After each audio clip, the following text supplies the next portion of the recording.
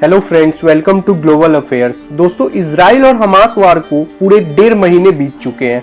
करीबन 147 दिनों बाद ये वार को अचानक से रोक दिया गया है। तो क्या ये वार हमेशा के लिए खत्म हो जाएगी या फिर से दोबारा स्टार्ट होगी ये वार? आखिर क्यों रोक दिया गया अचानक से इस वार को? अमेरिका और सऊदी अरबिया जैसे कंट्रीज ने इस पे क्या रिएक्शन दिया है? आज के इस वीडियो में हम इन सारी चीजों पे चर्चा करेंगे। तो दोस्तों, मैं आप सबको बता दूं, इस वार को इसलिए रोका गया है क्योंकि इजराइल और हमास ने मिलकर एक ट्रूस डील साइन किया है। इस ट्रूस डील के कारण ही इजराइल और हमास ने मिलकर 4 दिनों के लिए इस वार को पॉज कर दिया है। इस डील के जरिए इजराइल के जेलों में बंद कम से कम 150 फिलिस्तीनियों के बदले हमास के आतंकियों द्वारा पकड़े गए 50 इजरायली बंधकों को रिहा किया जाएगा। लगभग 147 दिनों से चल रहे इस वार में कतर के मीडिएशन के बाद एक टेम्पोररी सीज फायर ड्रॉ किया गया है। इस डील से गाजा के आम लोगों को भी मदद मिलेगी। उन तक जो मददें पहुंचाई जा रही थी पहले, उनको भी रिज्यूम किया जाएगा।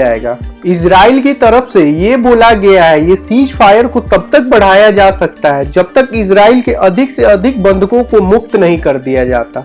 तो दोस्तों, हुआ कुछ ऐसा था जब इजराइल और हमास वार की शुरुआत में ही 7 अक्टूबर को दक्षिणी इजराइल से 240 इजराइल के लोगों को बंधक बना लिया था और अब तक हमास ने केवल 4 लोगों को ही रिहा किया है। इजराइल के पीएम ऑफिस की तरफ से एक रिपोर्ट के अनुसार कम से कम 10 प्रतिदिन के दर से 4 दिनों में 50 महिलाओं और बच्चों को रिहा किया जाएगा।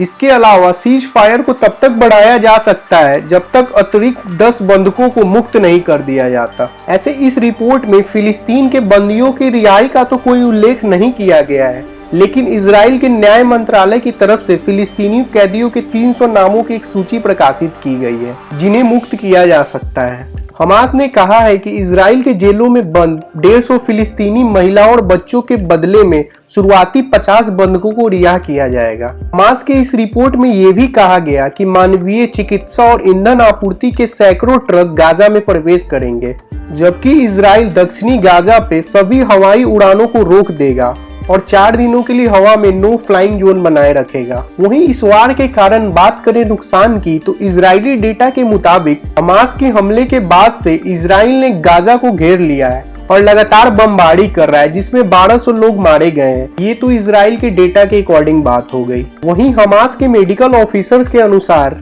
जब से वार शुरू हुआ है तब से 14,000 से अधिक गाजा वासी मारे जा चुके हैं, जिसमें 40% बच्चे हैं। तो इजराइल और हमास के दोनों डेटाओं में कॉन्फ्लिक्ट तो है, लेकिन इस वार के कारण सफर तो दोनों साइड के नागरिकों को करना पड़ रहा है। तो दोस्तों, क्या ये ट्रूस डील के कारण आगे चलकर युद्ध खत्म हो सकता है?